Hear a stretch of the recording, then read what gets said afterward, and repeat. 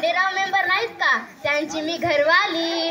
हा, आता कसं आजच की नाही आमच्या गावचं इलेक्शन झालं बाई. तर त्या दिवशी मी घरात पोया करत होतो, तर आमचे मेंबर आले न मला म्हणते कसं की लीला तू आता उभी राहा. मला बी काही समजलं नाही. मी म्हणलं अव तुमचं बी काही समजत नाही, मी आता पोया करू की उभी राहू, तुमचं बी काही समजत नाही. तर म्हणते कसं की मी तुला म्हणतो की इलेक्शन मध्ये उभी राहाय, सरपंचासाठी बाईची राखीव आहे, तू सरपंच होशील.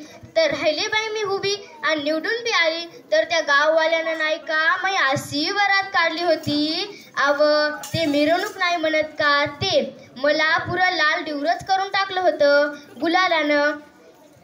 तर त्या दिवशीचीच गोष्ट धरा. तो चपराशी माया घरी आला न मला म्हणते कसं की ग्रामपंचायतीत व्हिडिओ साहेब आले, ते सरपंच आले बोलावते. तर हे उठले आणि लागले रस्त्यानं. मी म्हणलं अव थांबा थांबा, ते सरपंच आले बोलवते, तुम्ही काय सरपंच हा. तर मला म्हणते कसं की तू का बोलशील त्या माणसासंग, तुले काही समजते. मले का समजते, मवा पारा घुमला बाई. मी म्हणलं अव त्या सावित्रीनं आमच्यासाठी शिक्षणाचे कवाड खुले केले म्हणून आम्ही शिकलो आणि संविधानानं आम्हाला सरपंच होण्याचा अधिकार दिला, तर अधिकार तर आम्ही गाजवू की नाही. तर लागले पाहिजे ग्रामपंचायतीच्या रस्त्यानं. तर त्या गलीतल्या टपरीवर नाही का चांगले जांजेमान पोट्टे घेतली देसी आणि लागली झिंगायला.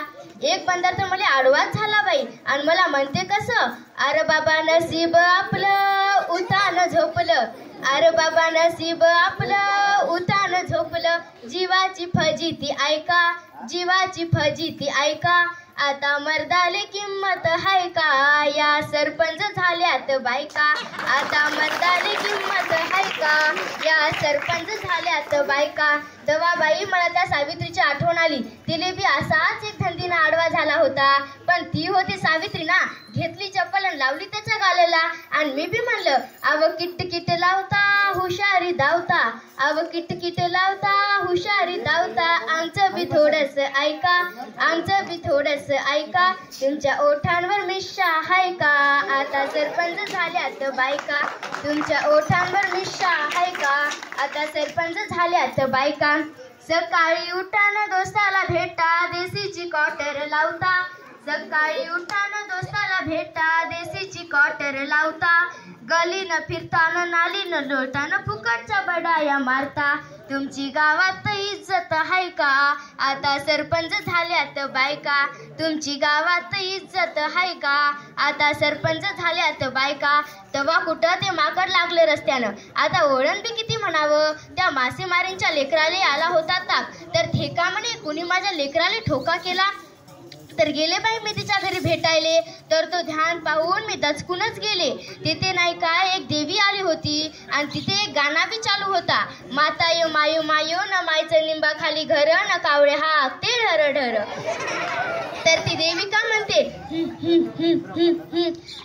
हात तिच्याकडे गेला होता, तेव्हा याले पकडलं, बोल देवीले नवस, बोल देवीले नवस, बोल देवीले कोंबडं कापीन, बोल देवीची ओटी भरीन, बोल देवीले 11 रुपयांचा नवस करीन. तर तिथे तो धिंगाणा चालूच आणि ते पोरग लागलं पेंगाले. तर तो पोरग लागलं पेंगाले. तर मी म्हणलं आवा थांबवा थांबवा हा धिंगाणा. मी तिथे डॉक्टर साहेबाला घेऊन आले. डॉक्टर साहेब येताच ते देवी अशी बराली की तिला वाट न सुधारली.